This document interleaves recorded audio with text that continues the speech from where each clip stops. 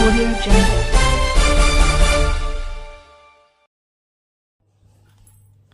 Escort Kubota tractor बनाने वाली company Faridabad पर चला कोर्ट पर हंटर कंपनी ने डीलरों के साथ की धोखाधड़ी। अब कसेगा सिकंदर, डीलर होंगे लामबंद, चलेगा अनिश्चितकालीन धरना। किसान यूनियन और all India tractor dealer association करेंगे धरना प्रदर्शन।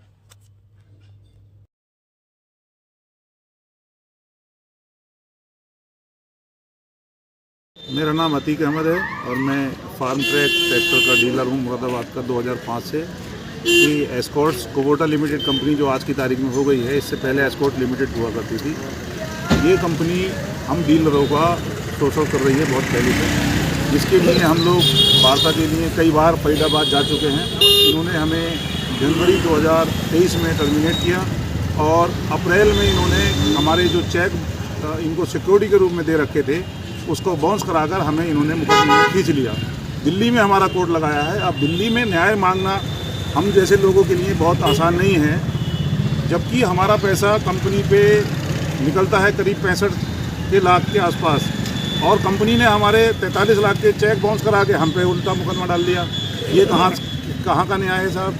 कंपनी जो है हम डीलरों का शोषण कर रही है। ये जो हमारे साथी डीलर थे, हमें पता चला कि ये इसने आत्महत्या कर ली।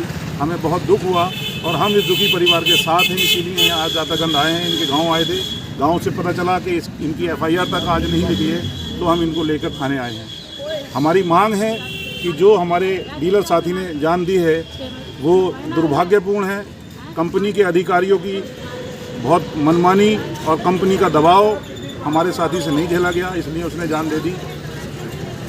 बहुत ही यदि आप आज कोतवाली आए हैं तो क्या कहा है आपने? हम इस पीड़ित परिवार के साथ हैं और हम सभी डीलरों के साथ मिलके हम ये कानूनी लड़ाई भी, और इससे एस्कॉर्ट कुबोटा जो आज की तारीख में एस्कॉर्ट कुबोटा लिमिटेड हो गई है, मैं तो ये कहूँगा कि एस्कॉर्ट कुबोटा जो कंपनी थी एस्कॉर्ट लिमिटेड, वो एस्कॉर्ट फाइनेंस कंपनी हो जाना चाहिए उसका नाम, क्योंकि इसने हम डीलर लोगों पर इतना ब्याज लगाया है, इतना ब्याज वसूला है पिछले कई सालों से, कि ये कंपनी ही इसीलिए बर्बाद हुई है कि ये अपने डीलरों को खाना चाहती है।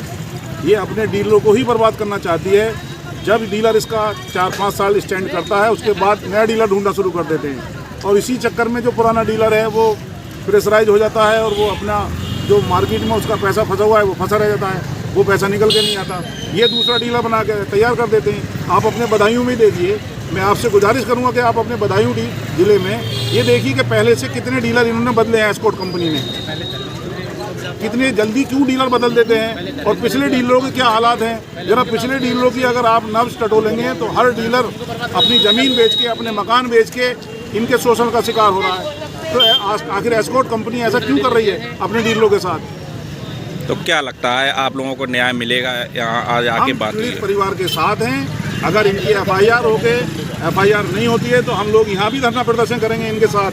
एफआईआर हो, कंपनी के जो अधिकारी इसमें शामिल थे उनके खिलाफ कार्रवाई हो, उनको जेल जाना पड़ेगा इन संगीन धाराओं में, क्योंकि हमारे एक साथी को उन्होंने उकसाया है मौत के लिए। मौत को आसान काम नहीं होती है, किसी को अपनी जीवन लीला समाप्त करने के लिए कोई यूं ही जान नहीं देता। देखिए आप उस पर कितना बड़ा सदमा उसको पहुंचा होगा, जो उसने अपने 4 बच्चे छोड़े हैं, 2 बेटे 2 बेटी, अपने पूरा परिवार छोड़ा है।